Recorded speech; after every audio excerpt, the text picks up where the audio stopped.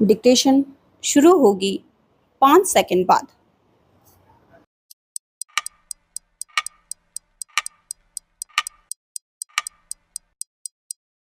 Start.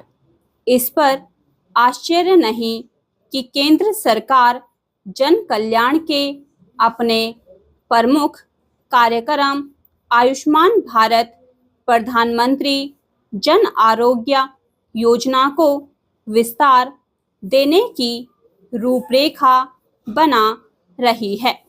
इसके आसार इसलिए बढ़ गए हैं क्योंकि संसद के पिछले सत्र में राष्ट्रपति ने अपने अभिभाषण में 70 वर्ष से अधिक आयु के सभी लोगों को इस योजना के दायरे में लाए जाने की बात कही थी। इसके अतिरिक्त अंतरिम बजट में भी इस योजना के लिए आवंटन बढ़ाया गया था। माना जाता है कि आने वाले बजट में इस योजना में 70 वर्ष से अधिक आयु वालों को शामिल करने के साथ ही कवर राशि में भी वृद्धि के उपाय कर दिए जाएंगे। इससे 5 लाख के बजाय 10 लाख रुपए का उपचार मुफ्त होना सुनिश्चित हो जाएगा। इससे 2/3 से अधिक आबादी स्वास्थ्य बीमा योजना के दायरे में आ जाएगी। ऐसी किसी योजना की आवश्यकता इसलिए है क्योंकि अपने देश में एक तो निर्धन आबादी की संख्या बहुत अधिक है और दूसरे उपचार दिन प्रतिदिन महंगा होता जा रहा है। विभिन्न अध्ययनों में बार बार यह सामने आता है कि अनेक लोगों को अपना या अपने स्वजनों का उपचार कराने में इतनी अधिक राशि खर्च करनी पड़ती है कि वे आर्थिक रूप से विपन्न हो जाते हैं और कुछ लोग तो गरीब रेखा से नीचे आ जाते हैं। इसमें संदेह नहीं कि समय के साथ गंभीर बीमारियों का भी उपचार संभव हो रहा है, लेकिन इसी के साथ साथ इलाज भी महंगा होता जा रहा है।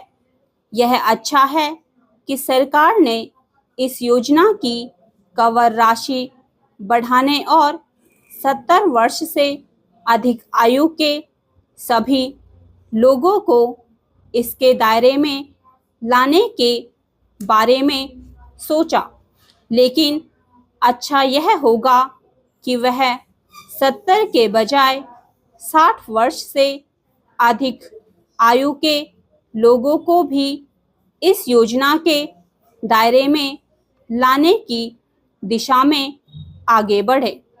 ऐसा इसलिए किया जाना चाहिए क्योंकि एक बड़ी संख्या में लोग 60 वर्ष की आयु के बाद बीमारियों की चपेट में आना शुरू हो जाते हैं और दूसरे सेवानिवृत्त भी हो जाते हैं।